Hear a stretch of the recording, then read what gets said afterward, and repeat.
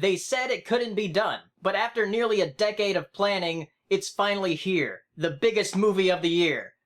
Uglydolls. By the way, I'm not kidding about the nearly a decade part. This movie was originally going to be made by Illumination back when they got the rights to it in 2011, but then it was handed off to STX Entertainment and Real Effects Studios to do the animation. So while people may call this a ripoff of Trolls, it was actually in development for quite a long time, though it does feel like it's trying to copy the success of Trolls. Whether you like or dislike DreamWorks' Trolls, you can't deny that they had a success with that film, and they basically reinvigorated an old toy property. Uglydolls, however, is not as recognizable as Trolls. So I was wondering what kind of story they could make out of Uglydolls. The story starts off in this town called Uglyville where a bunch of reject dolls live. And one character, Moxie, wants to go to the big world where she can find her own child to be with. And even though Uglyville seems like a fine place to live, she wants to go out of it? It doesn't make a lot of sense. And if she wants to be with a child, why don't any of the other dolls feel that same instinct? It seems like everybody's just fine, partying all day and singing.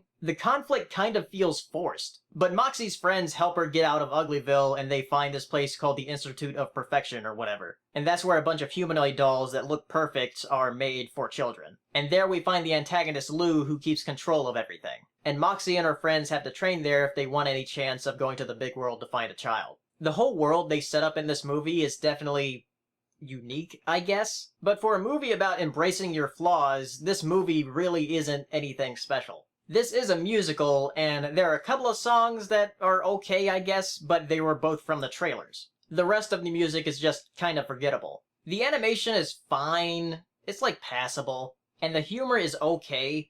Like, there were a couple of lines that did get a chuckle out of me. Like, one of the human dolls said, "I'm an individual, just like the rest of you." And also the character Lou has a bunch of fans, and when they're about to run the gauntlet for going to the big world or whatever, one fan says, "I'd like to run your gauntlet, Lou." I just wasn't expecting that kind of line in this movie at all. And then there's a character that reminds me a lot of Sonata Dusk from Rainbow Rocks. But other than those three things that are very small, this movie is completely forgettable. Filled with a bunch of musicians that already feel outdated because they were popular like in the mid-2000s and not now in 2019. I still don't know why they chose Pitbull for this movie because he cannot act at all. But yeah, Uglydolls, the musical event of the year.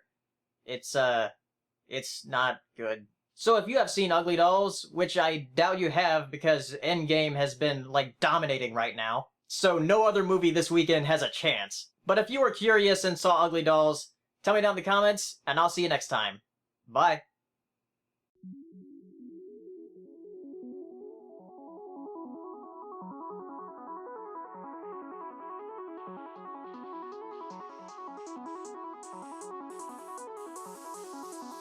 Good evening, ladies and gentlemen.